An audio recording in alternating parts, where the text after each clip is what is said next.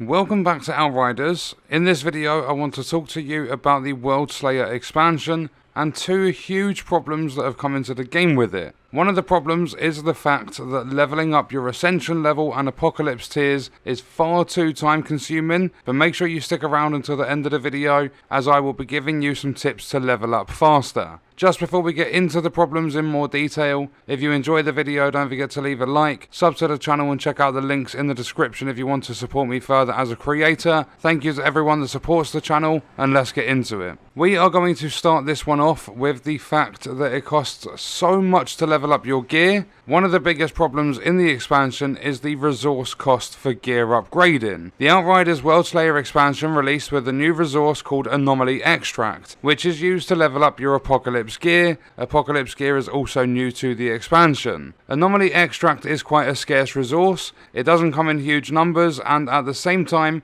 the costs are ridiculous to level up your gear. To level up an Apocalypse SMG I have from level 51 to level 52, it will cost me 659 Anomaly Extract, along with Titanium and Drop Pod resources. Apocalypse gear, for those of you unaware, basically just gives you an extra mod. You have 3 on the item instead of 2. It does make it a lot more powerful, but that's pretty much the only difference. The Titanium and Drop Pod resource costs are not too bad, but when you only have 1741 Anomaly Extract, it doesn't feel good knowing that you can only level 2 items and then you're back to the slow farming. What they can do to easily balance this is drop more Apocalypse gear, which will award Anomaly Extract when you dismantle it, or they can increase the amount of Anomaly Extract you receive when you dismantle items. In Outriders, you have 8 gear and weapon items on your character at the same time, being 5 pieces of gear, 2 primary weapons and a sidearm. So the cost, if it stays the same for every piece, would take it to 5,272 Anomaly Extract, and dismantling a level 51 Apocalypse weapon awards around 10 Anomaly Extract, meaning you have to dismantle roughly 527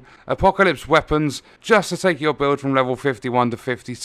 And the game's max level was 75 since the expansion released, which will only result in resource costs being higher per level. The grind for gear alone removes all of the surprise factor when you see a load of players have already left Outriders again with the Worldslayer expansion, still being a relatively fresh release. The second huge problem in this game is leveling being too time consuming. The grind is actually ridiculous in this expansion, something that can take hundreds and hundreds of hours, and all for what exactly? Just so that your damage numbers can be higher against enemies that take more damage and deal more damage? Ascension levels are not too bad, but Apocalypse tiers go to 40, which is the leveling system you want to focus on, due to that system actually improving your overall level, compared to the Ascension levels just boosting some attributes, similar to what the Shade level system does in the Division 2. I have completed the Worldslayer expansion campaign, I have played a bit of the new endgame mode, the Trial of Taria Gratar, and I've also played quite a few expeditions,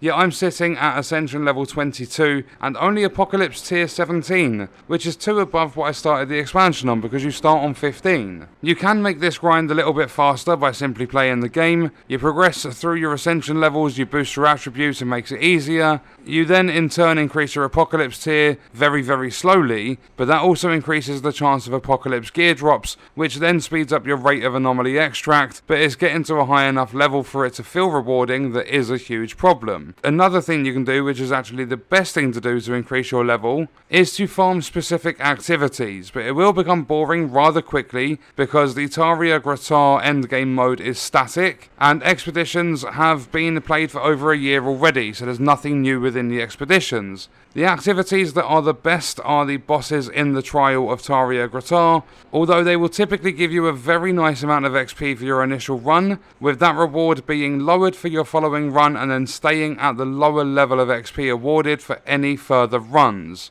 Other than that, you have the expeditions, and each one will award different amounts of XP. Also with the expeditions, for your following runs, it does not lower the XP. So I would say it's probably going to be fun to have a mixture, but after your first run of the trial bosses, I would just switch to expeditions. If you play an expedition like Boomtown, it's quick and the XP is very nice, so farming that will be a good choice. Although you will need to keep entering random expeditions and then backing out of them, going back to the table, just so that you can get Boomtown to pop up into the rotation. Or what you could do is jump into the Eye of the Storm if possible, and farm that non-stop for a lot of XP, although it does require drop pod resources, and quite a lot of them. If you want to farm Eye of the Storm, which I would say is the easiest but also the most boring at the same time, what you want to do is jump into the expedition and activate all 3 of the obelisks. Once they are activated, go back to the spawn area where you are going to have an ammo crate, and you just stand there farming the enemies over and over again, as they are an unlimited spawn due to the obelisks not being completed. Farm this for as long as you like, die and give up, or you can actually complete the expedition so you're not losing drop pod resources, and those are the best ways to currently level up. I do believe the devs are working on balancing everything, but who knows what they're going to do. Hopefully we'll find out soon and people won't have to spend ages farming just to enjoy the game with high leveled gear. Check out this video if you are interested in my overall opinion of the Outriders Worldslayer expansion. Let me know your thoughts about these problems we've mentioned in the video in the comments. I hope you guys enjoyed the video. Thank you for watching.